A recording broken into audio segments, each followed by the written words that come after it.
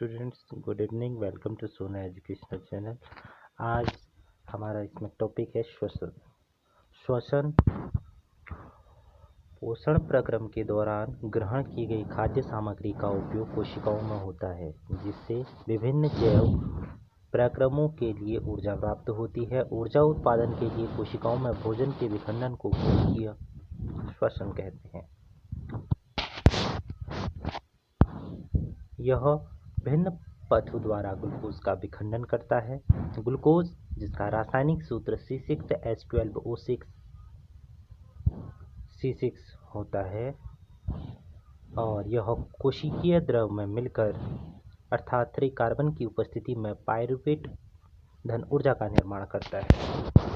Pyruvate धन ऊर्जा oxygen की अनुपस्थिति में ethanol plus carbon dioxide plus ऊर्जा का निर्माण करता है। उदाहरण के लिए यीस्ट का किण्वन। और वहीं पायरुवेट धन ऊर्जा ऑक्सीजन का अभाव लैक्टिक अम्ल धन ऊर्जा जो हमारे पेशीय कोशिकाओं में होता है। वहीं पायरुवेट धन ऊर्जा ऑक्सीजन की उपस्थिति में कार्बन डाइऑक्साइड धन जल धन ऊर्जा का निर्माण करता है, जो कि माइटोकॉन्ड्रिया में होने वाली प्रोसेस है। श्वसन। आइए बात करते हैं श्वसन की।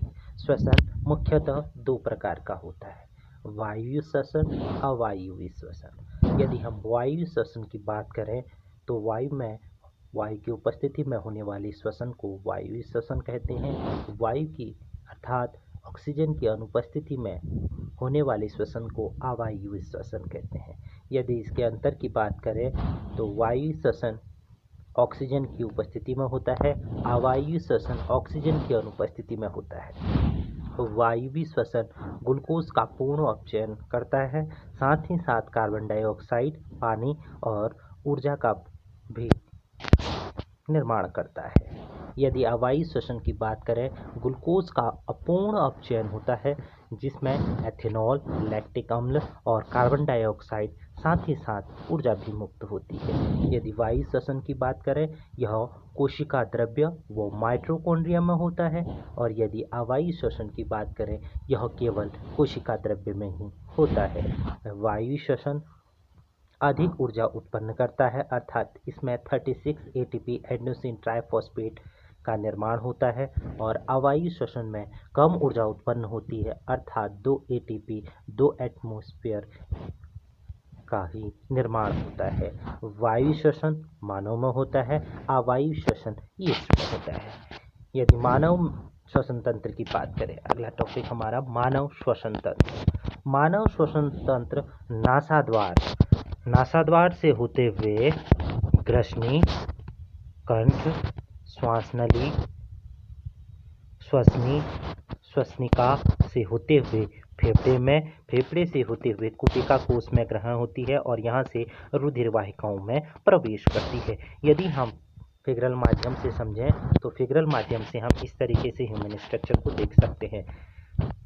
वायु हमारे नासाद्वार से होते हुए कुछ मुख से होते हुए मुखगुहा से होते हुए ग्रसनी में प्रवेश करती है। ग्रसनी से कंठ लगे रहते हैं, कंठ से होते हुए यह श्वासनली में पहुंचती है, और श्वासनली में यह उपास्थि वाले लगे रहते हैं। उपास्थि वाले से रुक के यह हमारे श्वास नलिकाओं में पहुंचती है, और श्वास नलिकाओं के साथ साथ यहाँ पे फुसफुस जो कि पंप करने का कार्य करता है, श्वसनी में पहुंचती है, और श्वसनिका में होते हुए यह कुपिका कोश में जाती है। और इस प्रकार से हमारे डायफ्राम का यह पोर्शन आपको दिख रहा होगा फिगर में, ये डायफ्राम का पोर्शन है, और ये हमारी श्वसनिकाएं हैं, जो कि जिन्हें कुपिकाएं बोला जाता है।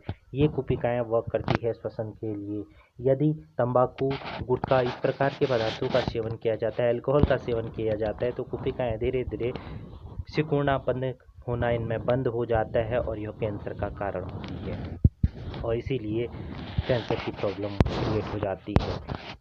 आइए बढ़ते हैं अगले टॉपिक की ओर। मानव श्वसन क्रिया। मानव श्वसन क्रिया मुख्यतः 2 प्रकार की होती है, अंतः श्वसन और उच्छ्वसन या उच्छ्वसन श्वसन।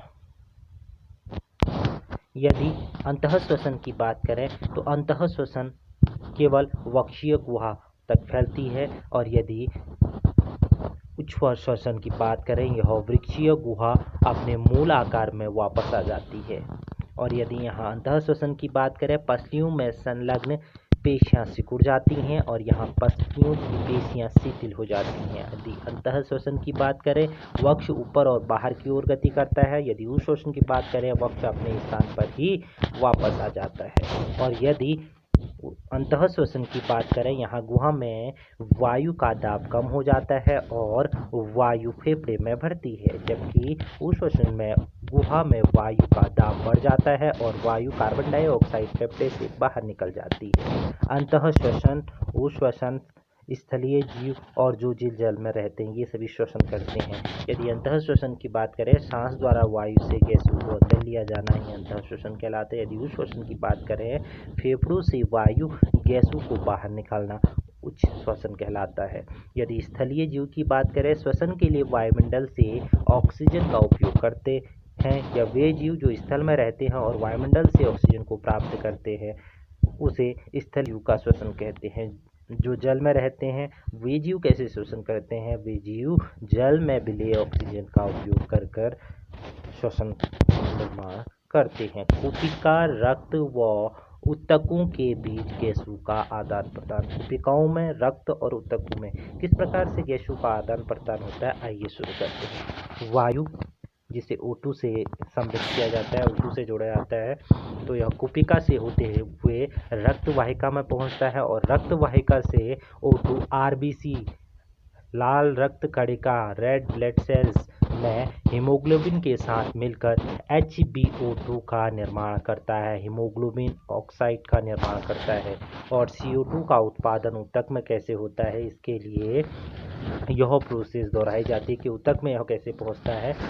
तो हमारी धमनियों के द्वारा ऊतकों में पहुंचता है O2। कैसे पहुंचता है, ग्लूकोज का ऑक्सीजन ऊतक में, और इससे हमारा CO2 का उत्पादन ऊतकों में होता है। यह अपोजिट प्रोसेस है। यदि कार्बन डाइऑक्साइड ऊतकों में बात करें तो CO2 ऊतकों में और CO2 रक्त वाहिकाओं में और CO2 का रक्त में मिश्रण, इसके बाद यह रक्त वाहिका द्वारा कुपिका में विस्तारित होती है और CO2 का कुपिका कोश में मिश्रण होता है। इसके बाद यह नासाद्वार के द्वारा बाहर निकल जाती है, अर्थात कार्बन डाइऑक्साइड हमारे द्वारा बाहर छोड़ दी जाती है। अगला टॉपिक संवहन। मानव में भोजन, ऑक्सीजन व अन्य आवश्यक पदार्थों की निरंतर आपूर्ति करने वाला तंत्र संवहन तंत्र कहलाता है। मानव संवहन तंत्र के मुख्य अवयव कुछ इस प्रकार हैं: हृदय, रक्त नलिकाएं, धमनी, शिरा, वहन माध्यम, रक्त और लसिका। यदि रक्त की बात करें, रक्त मुख्यतः दो प्रकार का होता है, दो अवयव पाए जाते हैं इसमें, ठोस अवयव और द्रवीय अवयव। पीले रंग का तरल पदार्थ होता है। यदि हम बात करें ठोस अवयव की, तो रुधिर कणिकाएं मुख्यतः तीन प्रकार की होती है: लाल रक्त कणिकाएं, श्वेत रक्त कणिकाएं और प्लेटलेट्स, जिसे यहाँ रक्त लिखा गया है, इसे हम प्लेटलेट्स बोलते हैं। यदि प्लाज्मा की बात करें, जिसमें 90% जल होता है तथा शेष अवयव जैविक या प्लाज्मा प्रोटीन जैसे एल्ब्यूमिन और ग्लोबुलिन से मिलकर बना होता है, तो इससे प्लाज्मा थेरेपी भी की जाती है।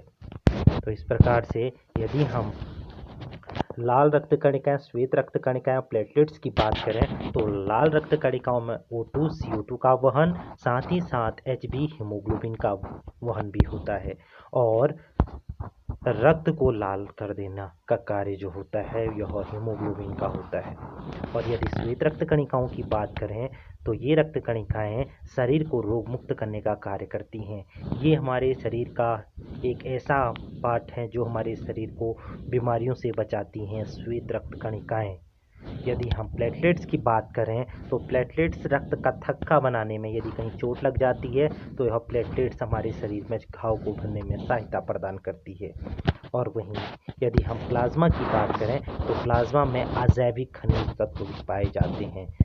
तो thank you so much for watching सोना एजुकेशन।